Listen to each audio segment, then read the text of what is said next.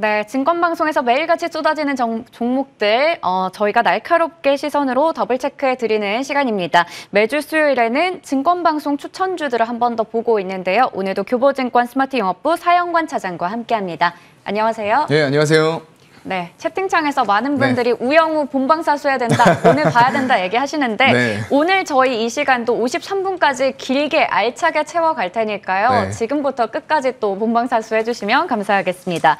자, 그렇다면 증권방송에서 언급됐던 종목들 4종목 한번 추려봤습니다. 화면으로 확인해 볼게요. 자, 먼저 머니투데이 방송에서는 제일기획, 그리고 H증권방송에서 금호석유, 또 M증권방송에서 SD바이오센서, E증권방송에서 금양을 추천했는데요.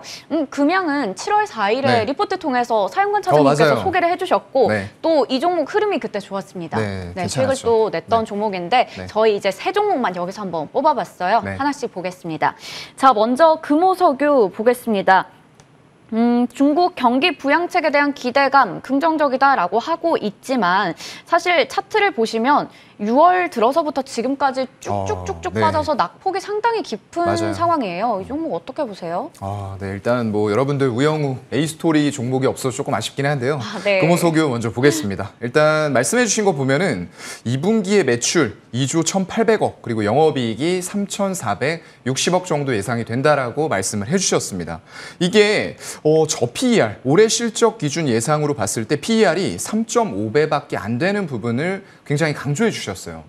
이게 보게 되면은 최근 한 5년 정도 보면은 하단이 4.8에서 5배 정도의 PER을 받았었습니다. 그래서 PER이 그때 대비해서도 낮은 건 맞아요.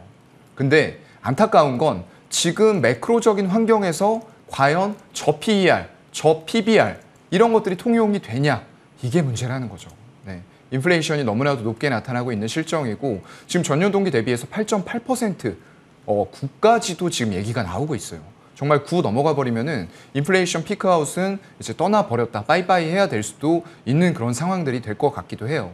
그래서 일단 저 PER이 크게 의미를 가지기는 어려울 것 같다라는 부분들 말씀을 드리고요. 이 영업이익 3,460억을 말씀해 주셨는데 지금 화면이 여기에서 잠깐 비춰주시면은 이 금호화학, 석유화학의 분기별 이익을 한번 확인을 해보고 갈게요. 여기 재무제표인데요. 분기별로 놓고 연결로 놓고 보시면은 영업이익이 21년 3월부터 보게 되면 1분기에 6,100억, 7,500억, 6,200억 나오다가 4분기에 완전히 꺾였죠. 4,153억 나왔고요. 1분기에도 크게 변동이 없었습니다. 4,500억 수준. 그리고 2분기에는 3,400억대로 떨어질 걸로 보여요. 그래서 절대적인 숫자 자체가 커 보일지라도 여러분들이 분기별로 반드시 영업이익 추이가 올라가는지 아니면 떨어지는지, 올라가더라도 이 기울기가 급격하게 올라가던 게 꺾이는지 이런 것들을 꼭 확인을 해보셔야 돼요. 지금 금호석유화학 같은 경우에는 꺾이고 있는 그런 실정이고요. 그래서 글로벌 경기 침체가 굉장히 불투명해요. 그렇다 보니까 투자 시기라던가 이런 것들도 지금 한 치 앞을 내다볼 수가 없는 그런 상황이고요. 하향 추세 앞에서는 이게 과연 의미를 가질 수 있을까? 저 PER이? 왜냐하면 저 PER주가 이거 말고도 시장에 넘친단 말이죠. 그게 가장 좀 중요한 포인트가 될 것 같고요. 일단 중국이 봉쇄 해제한다라는 포인트를 집어주셨는데 이게 언제인지 모르겠어요. 근데 지금 중국 신종 코로나 변이 바이러스가 다시 나타나면서 봉쇄를 다시 한번 하려는 움직임들이 나타나고 있거든요. 이런 것들이 지금 중국의 경기 둔화를 다시 한번 불러일으키고 지속시킬 수 있는 요인들이 또 될 수도 있을 것 같고요.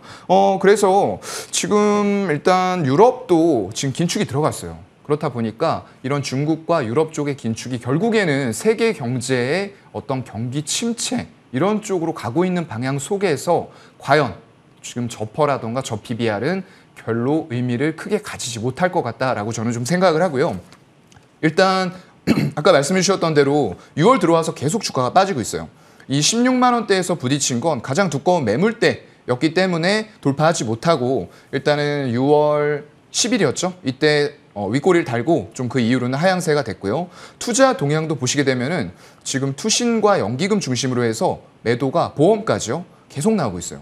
최근 들어서 기관들은 거의 6월 28일 이후로는 파는 그런 추세를 계속 유지를 하고 있고요. 그나마 외국인들이 받아갔었는데 이 외국인들도 지금 3일 전부터는 매도를 하고 있다는 거죠. 매도 전환했어요. 그렇기 때문에 지금은 추세적으로 다 무너져 있는 상황들이다 보니까 이게 지금 목표가 16만 원을 주셨어요. 목표가는 좀 뭐 당분간은 이거 매물대 상단 아까 말씀드린 지점까지 다시 갈 수 있다라고 보는데 일단 손절가라던가 현재가에서 매수할 만한 가격대는 제가 볼 때는 아닌다라고 좀 판단을 하고 있고요. 이거 지금 수급이 상당히 꼬여 있기 때문에 네. 지수와 마찬가지로 10만 원 초반에 120월선의 지지 테스트가 지금은 좀 필요한 구간일 것 같아요. 그래서 지금 당장 하지 마시고요. 한 10만 원 초반대까지 하락을 했을 때 여기에서 수급의 반전이 반드시 동반이 돼야 됩니다. 여기에서 반전 기술적으로 나왔는데 개인들이 사면서 나오는 거는 의미가 없어요. 외국인과 기관의 강한 매수로 지지받고 올라설 때 우리도 같이 들어가 볼 수 있는 요인들은 있지만 크게 기대할 만한 요인들이 하반기에도 있지는 않을 것 같아요. 네, 금호석유 먼저 확인해 봤습니다. 실적에 대한 우려도 있고 중국 쪽에 유럽 쪽에 대한 우려, 업황에 대한 악화, 거기다가 수급적인 좀 문제까지 사실 이 종목은 뭐 전고점 수준의 목표 주가를 제시를 하긴 했지만 네. 지금 상황에서는 떨어지는 칼날이다라는 의견, 동상이몽의 의견을 제시해 주셨습니다. 이 부분 염두하셔서 이 종목 보시길 바라겠습니다. 저희 다음으로 두 번째 종목 체크해 보겠습니다. M증권방송에서 냈던 SD 바이오센서. 이 종목은 진단키트에서 대장주라서 네. 최근에 정말 많이 올랐고 다른 종목들이 맞아요. 뭐 4에서 5% 오를 때 혼자 10% 정도 네. 오르는 그런 모습을 보였거든요. 그래서 사실 들어가기가 좀 무섭긴 한데 이 종목 어떻게 보세요? 네. 그렇게 다른 종목 대비해서 강했던 거는 이유가 명확합니다. 지금 코로나 시대 이후에 굉장히 많은 돈을 회사에 축적을 했어요. 네. 정말로 현금성 자산이 1분기 말 기준으로 보면은 SD바이오센서 같은 경우에 지금 1조 1,600억을 가지고 있어요. 네. 영업이익이 거의 한 30억 이렇게 내던 회사가 엄청나게 많은 돈을 코로나 시대에 벌어들였던 거죠. 근데 중요한 건 이렇게 벌어들인 돈을 어떻게 사용을 하느냐예요. 근데 SD바이오센서 같은 경우에는 정말로 이제 시젠과 비교해서 조금 이제 시젠 주주분께는 죄송한데 정말 잘하고 있어요. 이런 R&D라던가 M&A 쪽을 굉장히 활발하게 하면서 지금 당장에 나오고 있는 키트 매출들이 언제까지 지속되지 않을 거란 걸 기업에서 정말 잘 알고 있는 것 같아요.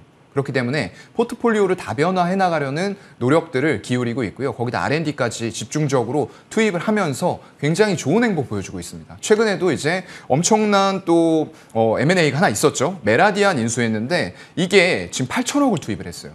같이 조인트 형식으로 해서 투입을 했던 건데요. 이게 이제 중요한 이유는 북미의 유통망을 굉장히 많이 가지고 있습니다. 그래서 이걸 이용해서 전 세계 유통망을 진출할 수 있는 교두부를 마련했다라는 부분들이 가장 핵심 포인트가 될 것 같아요. 그래서 그런 부분들을 말씀을 해주셨고요. 최근에 코로나 재확산되면서 이제 키트 관련주가 관심 폭발되고 있는데 사실 얼마나 증가되면서 뭐 더블링 얘기도 나오고 있어요. 12,000, 4만, 8만 이런 얘기도 나오고 있는데 그건 추세를 확인을 해봐야 될 것 같고요. 확실하지는 않습니다. 그리고 원숭이 두창 같은 질병이 또 지속적으로 발생이 되는 주기들이 굉장히 짧아지고 있다는 거예요.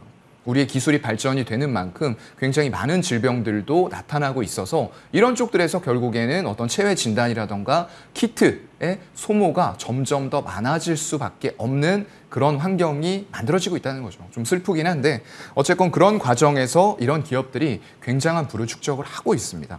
그리고 체외 진단 시장의 연평균 성장 기대감도 유효하다. 라고 말씀하시면서 매수가 46,000원에서 48,000원 그리고 목표가 55,000원, 손절가 39,000원을 제시를 해주셨더라고요.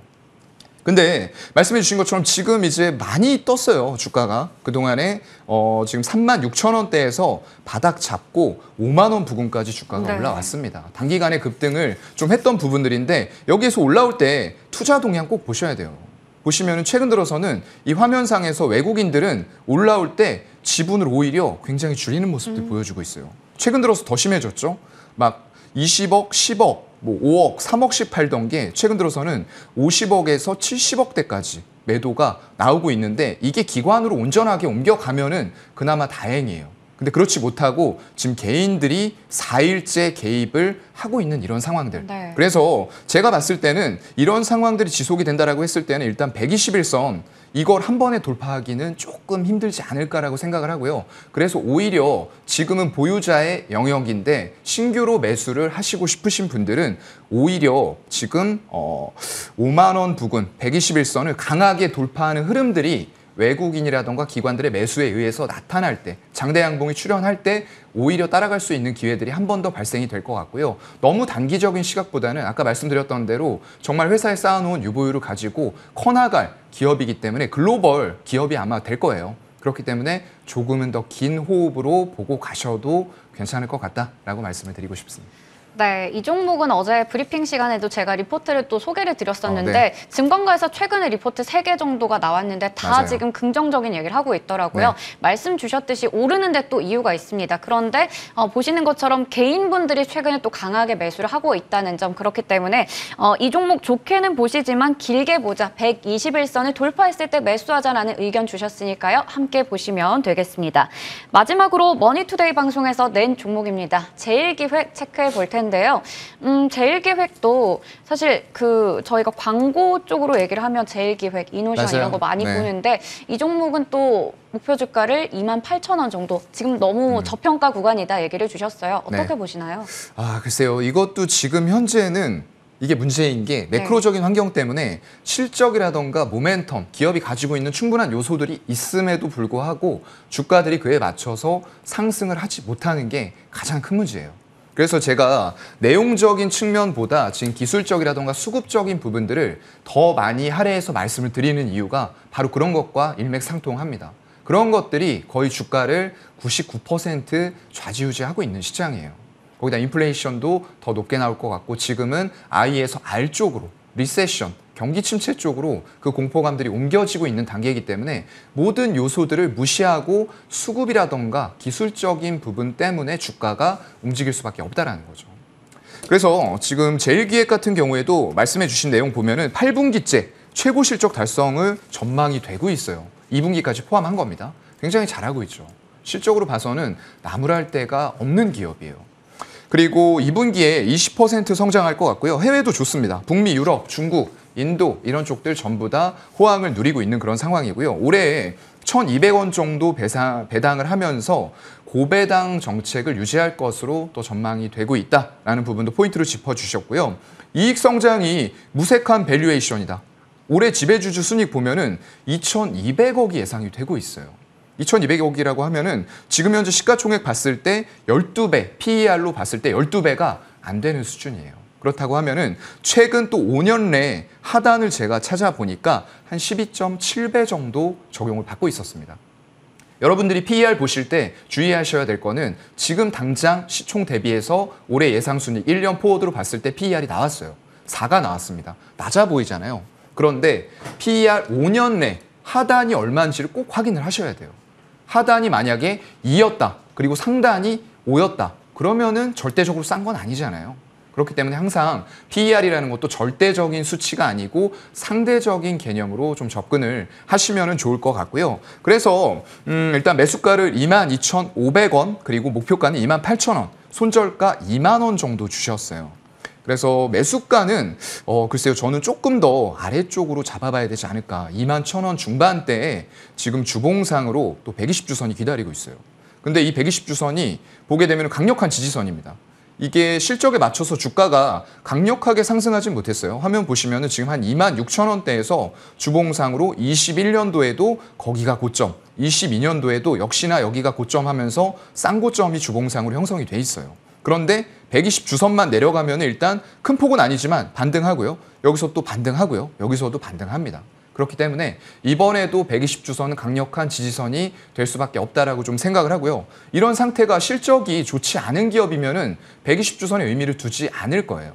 그런데 실적이 좋은 상태에서도 주가가 힘을 쓰지 못하는 상황이다 보니까 120주선에서는 탄력이 다시 한번 생길 수도 있을 것 같다라는 부분인데 과연 여기에서 매수를 했을 때 얼마만큼의 기대 수익률을 가져갈 수 있느냐. 이게 또 문제일 것 같아요.